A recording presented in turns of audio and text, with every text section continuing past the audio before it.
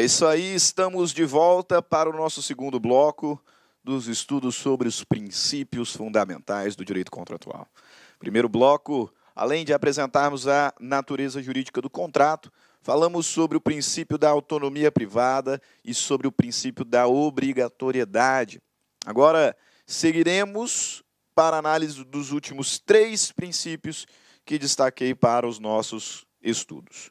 Terceiro princípio, princípio da relatividade, também no grupo daqueles que identifiquei como princípios clássicos.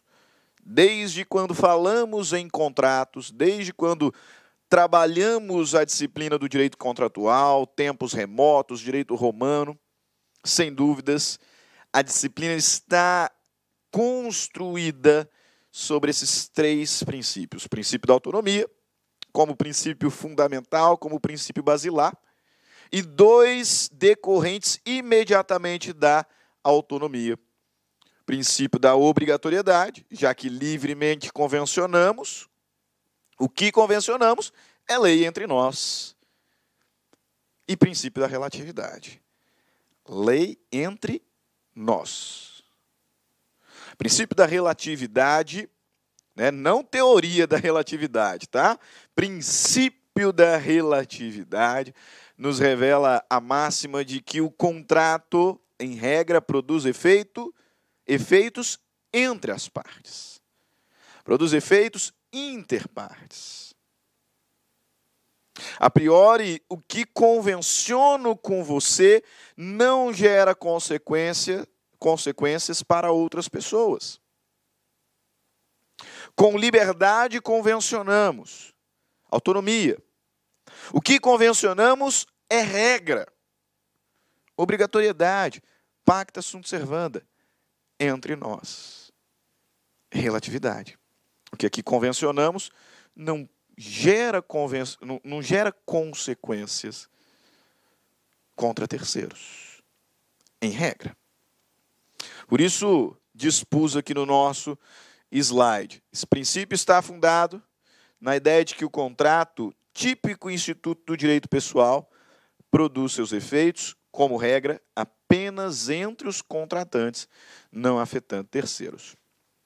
Dentro em breve, mudaremos a disciplina no direito civil patrimonial para estudarmos o direito real.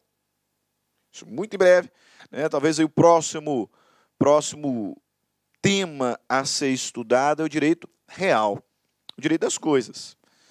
Na aula introdutória do direito real, vou, juntamente com você, identificar algumas características próprias dos direitos reais. E uma delas, você verá, é que o direito real produz efeitos erga omnes. O direito real é marcado por sua eficácia erga omnes. O direito real, ele produz efeitos contra todos. O direito obrigacional, não. O direito pessoal, não. Em regra, o direito pessoal produz efeitos interpartes. E contrato é fonte de obrigação. O que contratamos com liberdade é regra entre nós. É regra entre nós. Disse, a função social, ela interfere na autonomia. Por consequência, ela interfere na obrigatoriedade e também interfere na relatividade.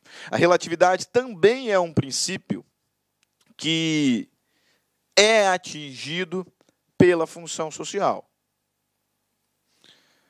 O legislador constituinte e depois o legislador civilista percebeu que, apesar da regra, por vezes, o contrato pode produzir efeitos contra terceiros. Por isso, eficácia externa da função social. Por isso, limitação da autonomia para a proteção de direitos coletivos. Porque, excepcionalmente, percebeu-se que uma relação interparte poderia produzir efeitos contra terceiros. Quando isso for possível de acontecer, então nós vamos limitar a autonomia. para não extrapolar os limites da parcialidade, os limites da relatividade. Observem aqui o enunciado 21 do Conselho de Justiça Federal.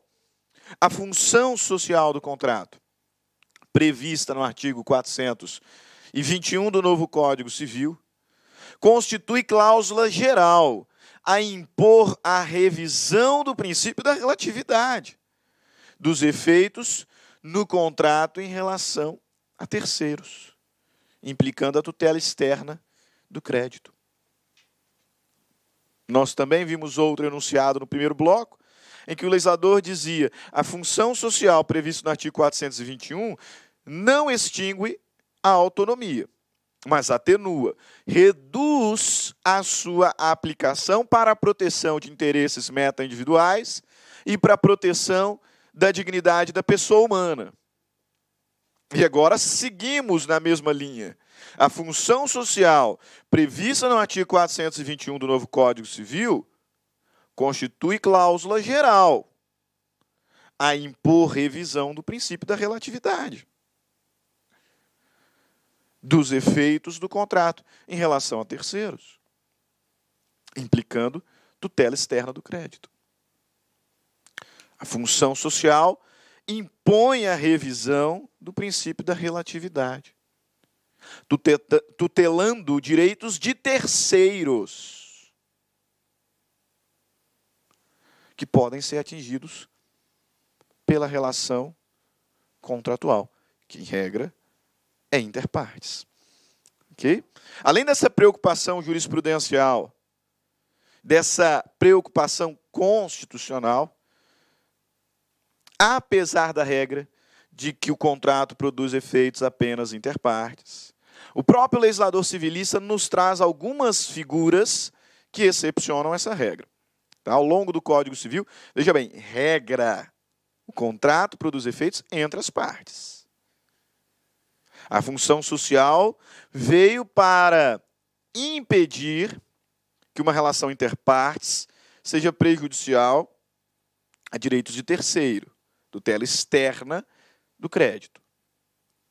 Afora a função social, o legislador civil traz algumas figuras contratuais que excepcionam a relatividade. Vamos falar sobre elas em outras aulas, mas já destaco aqui. Lá no artigo 436 a 438, nós vamos falar sobre a estipulação em favor de terceiros. Relação contratual entre duas partes, mas que se estipula benefício para um terceiro, como é o caso do seguro, especificamente o seguro de vida. Faço lá um contrato com o banco, seguro, quando eu morrer, minha esposa será beneficiada. Estipulação em favor de terceiro. Exceção à relatividade do contrato. Promessa de fato de terceiro, do artigo 439 ao artigo 440. Promessa de fato de terceiro. Como promotor de eventos, eu faço aqui um contrato com determinada casa de shows, prometendo que o cantor tal vai fazer um show no dia tal aqui. Se promessa de fato de terceiros. Contrato realizado entre nós dois, e eu prometo um fato que será realizado por alguém que não é parte do contrato. E, por fim, a figura do contrato com pessoa a declarar. Esse aqui é um pouco mais difícil de se perceber na prática, mas também exceção à relatividade do contrato. Contrato com pessoa a declarar. Eu contrato com você, mas resguardando para mim o direito de ser substituído por uma outra pessoa. O direito de me fazer substituir por uma outra pessoa. Um pouco mais difícil de visualizar na prática. Talvez aqui numa relação imobiliária. Eu compro imóveis para vender. Mas se eu comprar esse imóvel, registrar no meu nome, vou ter lá os gastos cartoriais, vou ter que pagar imposto, e aí quando eu vender para frente, vou ter que pagar tudo de novo. Então eu faço um contrato de compra e venda com você, mas já reservando o direito de trazer uma outra pessoa que vai me substituir aqui nessa relação do contrato. Então, contrato com pessoa declarar. Também exceção à relatividade. Ok? Perfeito. Fechamos aí a trinca clássica.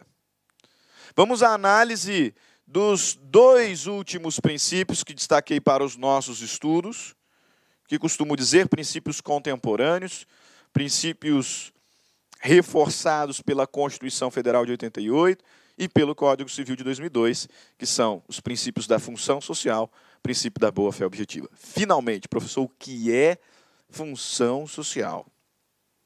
Função social, né, a gente vai encontrar em outras áreas do direito civil, função social da posse, função social da propriedade, função social da empresa.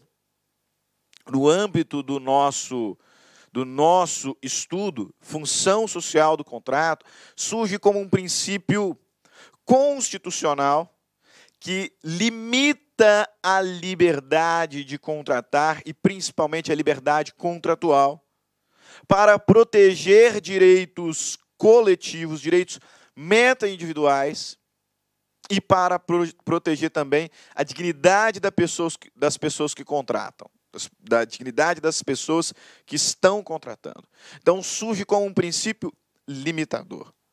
Como se a Constituição Federal nos dissesse, veja bem, vocês têm liberdade, tá? Ok?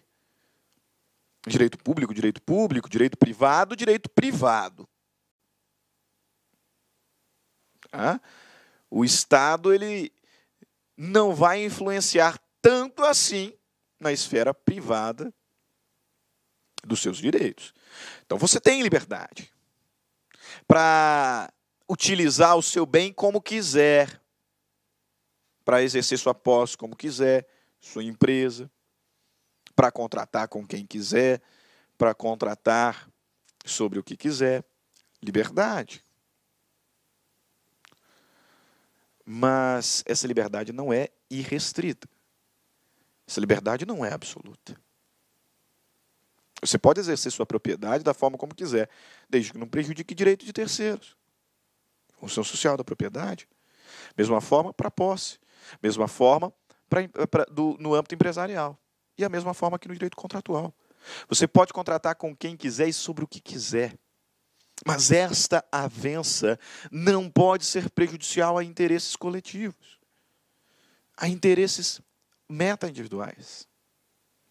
Portanto, o nosso contrato deve exercer a sua função social. Além disso, mesmo que o nosso contrato não prejudique interesses coletivos, se esse nosso contrato atentar contra a minha dignidade, isso atinge a sociedade. A dignidade da pessoa humana é fundamento do Estado democrático de direito. Então é tema de interesse público. Portanto, a função social do contrato surge como princípio limitador da autonomia privada para proteger direitos meta-individuais e para proteger a dignidade da pessoa humana que está contratando. O princípio da função social, implementado pelo Código Civil, tá? Por influência da Constituição Federal Cidadã, Constituição de 88, tem por objetivo limitar a autonomia privada e, consequentemente, a força obrigatória do contrato e a sua relatividade. Afirma-se que a função social serve para limitar a autonomia dos contratantes quando as vontades expressas estejam em confronto com o interesse social, que deve sempre prevalecer. Artigo 421. Já citamos, já lemos, inclusive, aqui em sala. A liberdade de contratar. Mais uma vez, na verdade, a liberdade contratual, legislador. A liberdade contratual será exercida em razão e nos limites da função social do contrato. A liberdade existe, mas ela será exercida nos limites da função social. Artigo 235, disposições já finais do Código Civil, no parágrafo único. Observe o conteúdo da lei. nenhuma convenção prevalecerá se contrariar preceitos de ordem pública, tais como os estabelecidos por este Código para assegurar a função social da propriedade dos contratos. Nenhuma convenção prevalecerá se contrariar preceitos estabelecidos neste Código, como função social da propriedade, função social do contrato. Tá? Tentando me fazer um pouquinho mais didático, porque o tema é teórico, a função social, quando inobservada, ela vai atingir diretamente a validade do contrato. Tá? Serão nulas as cláusulas que atentarem contra a função social. Grava isso, tá? Especialmente para diferenciar com a boa-fé objetiva. A boa-fé objetiva também é um princípio contemporâneo, um princípio moderno, que vai atingir a autonomia de certa forma. Tá? Mas aí cria uma certa dificuldade em distinguir função social e boa-fé quanto aos seus efeitos. A função social ela vai atingir diretamente a validade do contrato. Nenhuma disposição convencional, contratual, prevalecerá se confrontar diretamente preceitos previstos no Código, tais como a função social. A inobservância da função social atinge diretamente a validade do contrato. Por isso, ressaltei aqui o parágrafo único do 2035 e trouxe a exposição de motivos do nosso Código.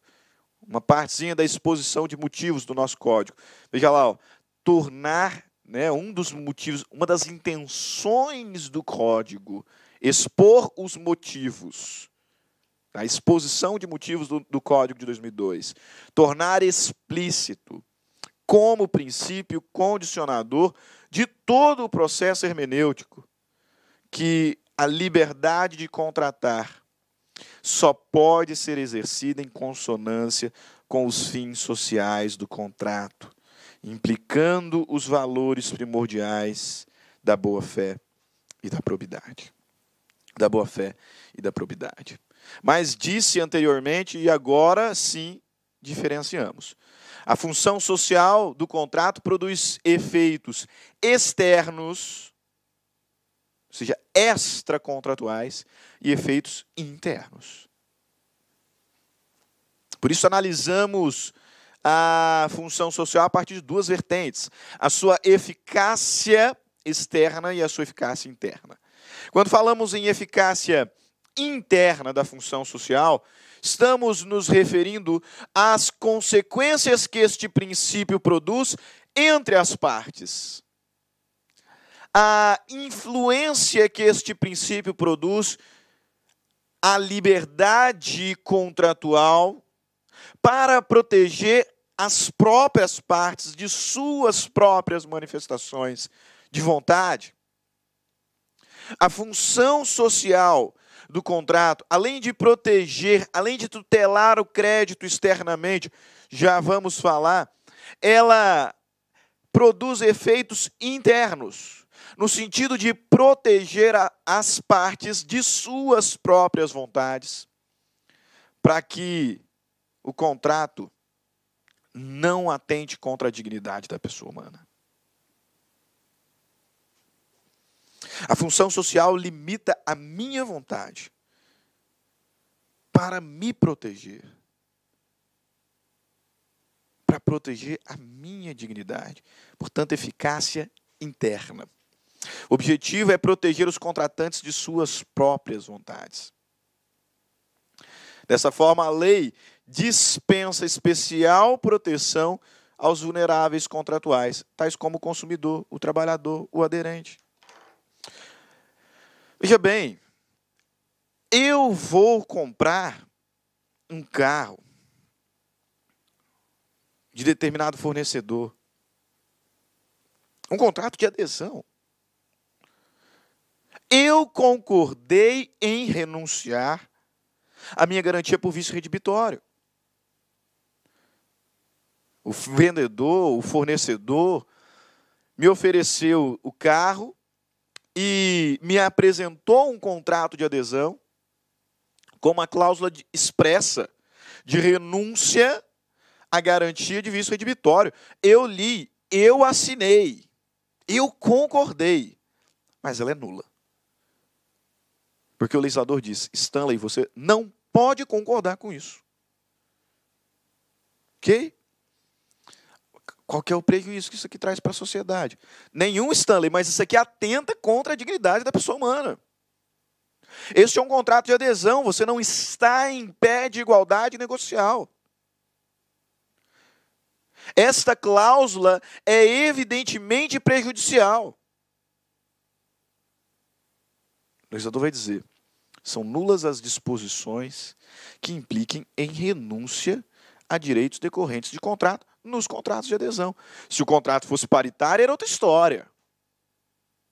Entre pares, nós deliberamos em igualdade absoluta, negociamos, e aí eu optei para viabilizar o nosso contrato, a renúncia ao vício redibitório. Tudo bem, nós vamos ver, o vício redibitório pode ser renunciado. A garantia do vício redibitório pode ser renunciada em contratos paritários.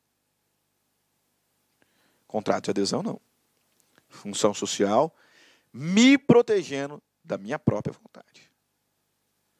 Lá no direito do trabalho, né? Espero não falar besteira, você pode renunciar ao seu direito de FGTS. Você pode renunciar às suas férias, seu 13º. Poxa, a empresa não está bem das pernas, né?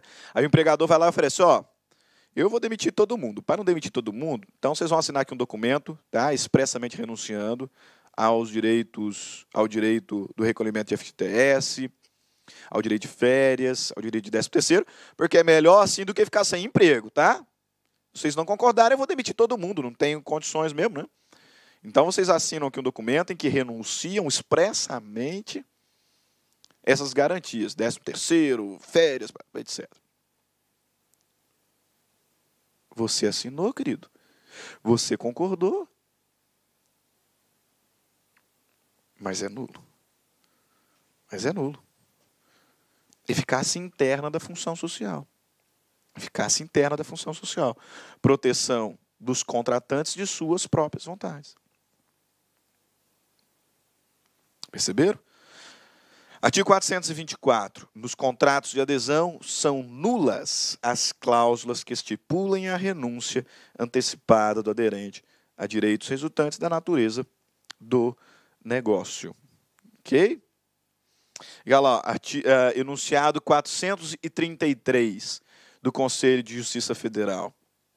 A cláusula de renúncia antecipada ao direito de indenização e retenção por benfeitorias necessárias é nula em contrato de locação de imóvel urbano feito nos moldes do contrato de adesão. O Código Civil vai nos dizer, lá no artigo 1219, que o possuidor de boa-fé tem direito à indenização das benfeitorias necessárias e úteis, bem como quanto às voluptuárias a levantar e levar consigo. E aí o legislador, o enunciado do CJF, enunciado 433, está dizendo, beleza? Nos contratos de locação de imóvel urbano feito nos moldes de contrato de adesão, é nula a renúncia à indenização e retenção das benfeitorias necessárias. Tá? Então, um contrato de locação feito nos moldes de adesão. E aí vem com uma cláusula lá. O locatário expressamente renuncia ao seu direito de indenização por benfeitoria necessária e úteis. Quanto às benfeitorias necessárias, nulidade. Nulidade. Função social do contrato na sua eficácia interna. Isso a gente vai encontrar em outras partes também do Código Civil. Reforçando ainda mais essa ideia de função social na sua eficácia interna. Outros entendimentos jurisprudenciais. Enunciado 542. A recusa de renovação das apólices de seguro de vida pelas seguradoras em razão da idade do segurado é discriminatória e atenta contra a função social do contrato. Eu tenho lá o meu contrato, meu plano de saúde com determinada empresa e na hora que eu chego aos 70 anos que eu mais preciso, ela, não, você está velho demais, agora você vai passar muito mal, vai muitas vezes para o hospital, então não tem mais contrato. Atenta contra a função social. Atenta contra a função social, proteção da dignidade humana. Poxa. Súmula 302. É abusiva a cláusula contratual de plano de saúde que limita o tempo de internação hospitalar do segurado. Né? Vou fazer lá um plano de saúde, um seguro-saúde, e aí no meu contrato, e eu assinei o contrato, eu li, eu concordei, assinei, está lá que eu só tenho direito a 60 dias de internação por ano. Tá? Beleza. Eu estou com uma doença gravíssima, preciso de mais, chega lá no 61º dia, plano de saúde, ó, você assinou aqui, tá? Renúncia. Ou melhor, você assinou aqui uma cláusula falando que você só tem direito a tantos dias por ano de seguro de internação, tá? Então, vai para casa. Se eu vou para casa, vou morrer. Você não interessa, você assinou, né? Contrato, você concordou. Eu concordei de fato. Mas que bom que a lei me protege da minha própria vontade, né? Atenta contra a função social. Perceberam? Mas, sem dúvida alguma, quando a gente fala em função social, nos remete à ideia de proteção de direitos coletivos. Né? Então, a eficácia interna desse princípio. Eficácia externa da função social. Limitação da autonomia de vontade dos contratantes para proteger direitos coletivos, para proteger direitos sociais, para proteger direitos meta-individuais. Tá, o contrato está ótimo para ambas as partes. Com autonomia deliberamos, com autonomia negociamos, e o contrato é muito bom para nós dois, tá? Perfeito, ótimo. Só que ele é prejudicial a uma série de outras pessoas. Ele é prejudicial à sociedade. Nulo. Função social do contrato na sua eficácia externa. Limitação da autonomia de vontade para a proteção de interesses meta-individuais. Algum tempo atrás, né, quem é de São Paulo talvez se lembre, quando ficou pronto o Rodoanel, algumas seguradoras, né, a ideia da construção do Rodoanel, né, para quem não é de São Paulo, era tirar o fluxo de caminhão do centro expandido, né, da cidade.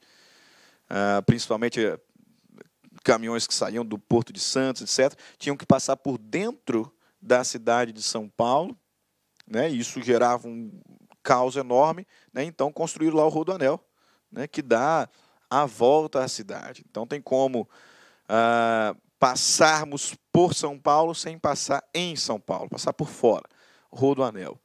Então, um projeto que na sua ideologia é muito positivo para a sociedade, muito benéfico para a sociedade, porque diminuiria significativamente o fluxo de caminhões dentro do centro de São Paulo. Né? Quando ficou pronto o Rodoanel, algumas seguradoras, considerando que aquela região era perigosa, a região do Rodoanel era perigosa, então aumentava-se também o risco de assaltos, né, de acidentes também. Os caminhões que passassem pelo Rodoanel começaram a propor contratos de seguro em que condicionava-se o direito de indenização pelo sinistro a não passagem pelo caminhão pelo Rodoanel. Entenderam? Como transitar ali pelo Rodoanel fosse talvez perigoso, né, para o caminhoneiro, aumentava aí índice de roubo, a possibilidade de roubos, de acidentes, etc. Né? Então, a seguradora, sabendo que a possibilidade de sinistros era maior, passando os caminhões pelo Rodoanel, começaram a propor contratos no seguinte sentido. Ó, o valor é tal, tá? Entretanto, você não pode passar no Rodoanel. Aí não resolveu o problema, né? Os caminhões iam passar por dentro da cidade. Muito bom para os contratantes, para a seguradora e para o segurado. Né? Talvez o preço mais em conta, né, para o segurado, e para a seguradora também muito bom, porque diminuía a possibilidade de sinistros. Né? Probabilidade de sinistro, diminuía. Muito bom para os contratantes. mas nada positivo para a sociedade, né? Nulo. Nulo. O contrato atingiu diretamente a função social na sua eficácia externa. Quanto à eficácia externa da função social do contrato, prega-se a máxima de que o interesse da coletividade deve prevalecer sobre o interesse ou os interesses dos contratantes. E a gente vai encontrar diversos exemplos na doutrina, na jurisprudência. Colaciono aqui uma lição do Pablo Stolze e do Rodolfo Pamplona. Veja lá o que eles dizem no seu manual de direito civil, né? Grandes mestres, Pablo Stolze e Rodolfo Pamplona. Imagine-se, por exemplo, que se tenha pactuado um contrato de engineering para a instalação de uma fábrica.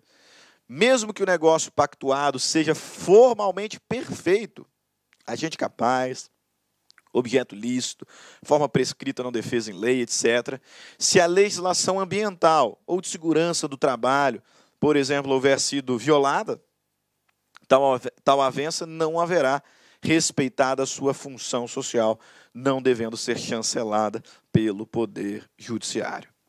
Tá?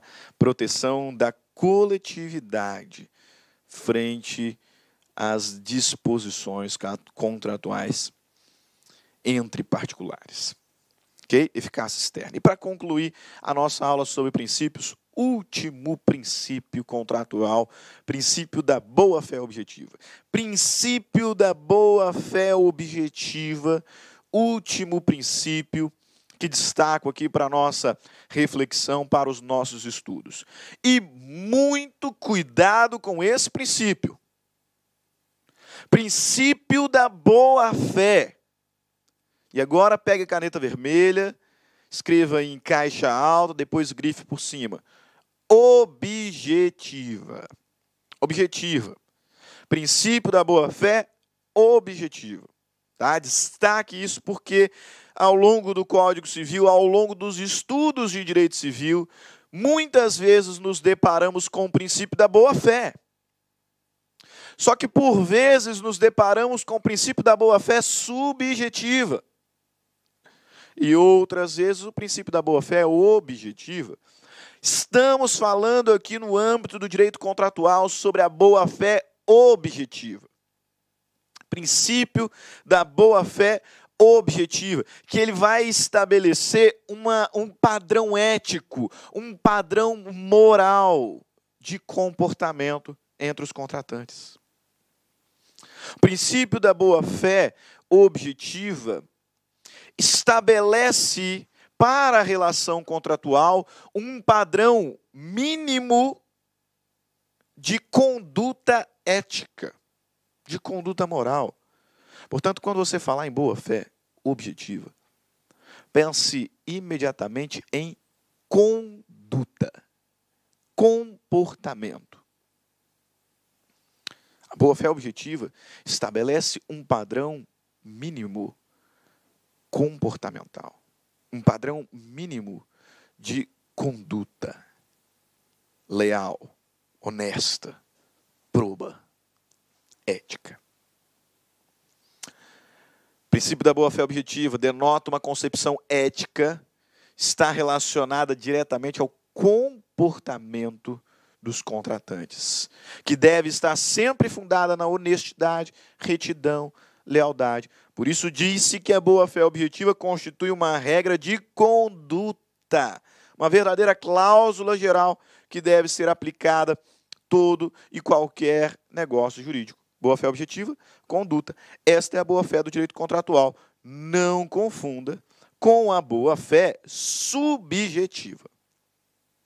Boa-fé subjetiva nós utilizamos muito lá no direito real e até mesmo no direito de família. Quando pensamos em boa-fé subjetiva, realmente pensamos, porque estamos falando sobre concepção psicológica. A boa-fé subjetiva está relacionada ao conhecimento ou desconhecimento de vícios. Percebe? Está relacionada à psique. É uma acepção, uma concepção psicológica. Eu sei ou não sei de vício? Se você pegar lá o Código Civil a partir do artigo 1196, quando ele começa o livro dos direitos reais e começa trabalhando a posse, que não é um direito real, o legislador trabalha alguns efeitos da posse. E aí ele vai dizer, por exemplo, artigo 1219, o possuidor de boa fé tem direito a benfeitorias necessárias e úteis, bem como quantas voluntárias a levantar consigo, tem direito de retenção. Aí no 1220 ele diz, o possuidor de má fé tem direito à indenização das benfeitorias necessárias, mas não tem direito a benfeitorias úteis, nem voluntárias, e também não tem direito de retenção. Ele diz também, o possuidor de boa fé tem direito aos frutos colhidos. O possuidor de má fé não tem direito aos frutos. O possuidor de boa fé responde apenas pelos danos que der causa. O possuidor de má fé responde pelos danos mesmo decorrentes de caso fortuito ou força maior. Boa fé, má fé, possuidor de boa fé, possuidor de má fé, possuidor de boa fé, má fé. Subjetiva. Subjetiva. Como assim subjetiva? Esse possuidor de boa-fé é aquele que desconhece a existência de vícios. Enquanto que o possuidor de má-fé é aquele que sabe da existência de vícios na sua posse. Possuidor de má-fé. Subjetiva. No direito de família, existe uma espécie de casamento chamado de casamento putativo. Casamento putativo é aquele que, embora inválido, foi contraído de boa fé. Portanto, quando desconstituído, os efeitos serão ex nunc. Artigo do Código Civil, artigos do Código Civil vão estabelecer ali causas impeditivas do casamento. Artigo 1521, se não me engano.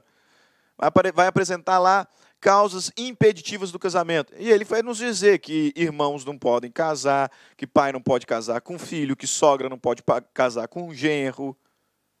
Ele vai trazer ali causas impeditivas do casamento. A pessoa casada não pode se casar novamente. Se essas causas impeditivas forem desrespeitadas, o casamento é nulo. Nulo. Mas se as partes contraíram de boa fé, embora desconstituído, porque ele permanece nulo, os efeitos não serão retroativos. E aqui a boa-fé é subjetiva. Tinha lá, vou usar só como exemplo, né? Um caminhoneiro que fazia Espírito Santo Amazonas. No Espírito Santo, ele era casado aqui, né, com determinada senhora, casou no cartório, papel passado. Só que lá no Amazonas ele tinha uma outra família. E ele se casou também com uma outra mulher lá no Amazonas. Esse segundo casamento ele é nulo, porque fere uma causa impeditiva, prevista no artigo 1521 do Código Civil. Ele é nulo. Mas essa mulher não sabia que ele já era casado. Para ela o casamento é putativo. Veja, ela não sabia. Dois irmãos que se casaram sem saber que eram. Estão de boa fé subjetiva, porque desconhecem o vício. A boa fé subjetiva refere-se a uma concepção psicológica, diz respeito ao conhecimento ou não de vícios. Esta boa fé é aplicada no direito real, é aplicada em relação à posse, é aplicada no direito de família. No direito contratual, aplicamos a boa fé objetiva, que está relacionada a uma concepção comportamental. A boa-fé objetiva estabelece um padrão ético, um padrão moral de comportamento que os contratantes devem observar no negócio jurídico. Essa nós aplicamos aqui. Artigo 422 do Código Civil. Os contratantes são obrigados a guardar, assim na conclusão do contrato, como em sua execução, os princípios da probidade e boa-fé objetiva. O legislador está dizendo, em outras palavras, que tanto na conclusão quanto na execução do contrato, os contratantes devem observar um padrão moral de comportamento. Devem observar a boa-fé objetiva. Na próxima aula nós vamos falar sobre, em algumas aulas, não na próxima, na subsequente, nós vamos falar sobre a formação do contrato. E aí eu vou fazer uma adequação nesse princípio, tá? Apesar do legislador dizer que a boa-fé deve ser observada na conclusão e na execução, nós veremos, à luz da jurisprudência, que a boa-fé ela deve ser observada pré-contratualmente, desde as negociações preliminares e até pós-contratualmente. Então, ela não deve ser observada apenas na conclusão e na execução, não. Ela deve ser observada antes e depois também do contrato. Essa postura ética, essa postura moral. Professor, se a boa-fé não for observada, o que acontece? Ato ilícito. Ato ilícito. Quando a boa-fé objetiva é inobservada, e esta atitude contrária ao padrão mínimo de honestidade causa dano ao outro, aquele que atentou contra a boa-fé objetiva, cometeu um ato ilícito. E você sabe que o ato ilícito é fonte de obrigação. Portanto, gera responsabilidade aquiliana. Gera dever de indenização. Não confunda função social com boa-fé. A função social também limita a autonomia. Para proteger direitos coletivos e para proteger a dignidade da pessoa humana, quando desrespeitada, implica em invalidade de cláusula contratual, em nulidade. A boa-fé objetiva também é princípio limitador, mas princípio que, inobservado, pode configurar ato ilícito. Portanto, a boa-fé ela não influencia na validade do contrato, e sim na sua eficácia. O contrato é válido, mas, se em razão de um ato contrário à boa-fé objetiva, um dos contratantes sofre dano, o outro estará obrigado a indenizá-lo. Os contratantes são obrigados a guardar, assim na conclusão do contrato, como em sua execução, e a adequação jurisprudencial antes e depois também do contrato, os princípios da probidade e da boa-fé. Dois outros princípios que demonstram claramente a boa-fé objetiva, como dois outros artigos, né, que evidenciam a boa-fé objetiva como princípio fundamental. Artigo 113. Os negócios jurídicos devem ser interpretados conforme a boa-fé e os usos do lugar de sua celebração. E artigo 187. Talvez você esteja se perguntando, professor, mas quando a gente fala em ato ilícito, eu penso lá no artigo 186, artigo 186, em que o legislador diz que aquele que por ação voluntária, negligente, imprudente, causar dano a outrem, ainda que exclusivamente moral, comete ato ilícito. E o 927 diz que quem comete ato ilícito está obrigado a reparar. Mas se o indivíduo exerceu o seu direito, ele ainda assim pode ser obrigado a indenizar a outra parte? Sim. Porque não existe apenas o ato ilícito do 186. Existe o ato ilícito do artigo 187, que é aquele que decorre do abuso de direito. Quando falarmos sobre a formação do contrato, mais uma vez, a primeira fase de formação do contrato é a fase das negociações preliminares. E lá nós vamos aprender que as negociações preliminares não vinculam as partes. Portanto, se eu estou em fase de negociações, em regra, é meu direito parar com as negociações e não contratar. Eu não estou vinculado juridicamente. As negociações preliminares não vinculam obrigacionalmente as partes. Se estamos em negociação, você não pode me obrigar a contratar. É direito meu me afastar do negócio, ainda que injustificadamente. Mas a boa-fé objetiva deve ser respeitada desde as negociações preliminares. E se esse ato, que é um direito meu, for realizado de forma injustificada e causar dano à outra parte, atentei contra a boa-fé objetiva e posso ser obrigado a pagar a indenização. Artigo 187. Também comete ato ilícito o titular de um direito que, ao exercê-lo, excede manifestamente os limites impostos pelo seu fim econômico ou social, pela boa-fé ou pelos bons costumes. Ok? Concluímos aqui a nossa aula sobre princípios. Sobre princípios. Falamos sobre o princípio da autonomia privada, o princípio da força obrigatória, o princípio da relatividade. Falamos sobre o princípio da função social, na sua eficácia externa e interna, que, quando inobservado, gera nulidade. Segundo o plano da escala pontiana, invalidade. E falamos também sobre o princípio da boa-fé objetiva, que determina um padrão moral que deve ser observado pelos contratantes. E, quando contrariado, pode configurar ato ilícito.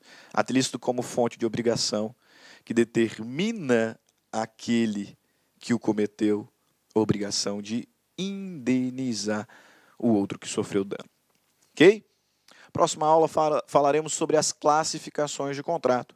Depois daremos uma paradinha nessa parte doutrinária para a resolução de alguns exercícios, algumas questões de concurso envolvendo o tema princípios e classificação. Ok? Nos vemos numa próxima aula. Grande abraço do professor Stanley e até breve. Tchau, tchau. Clique like.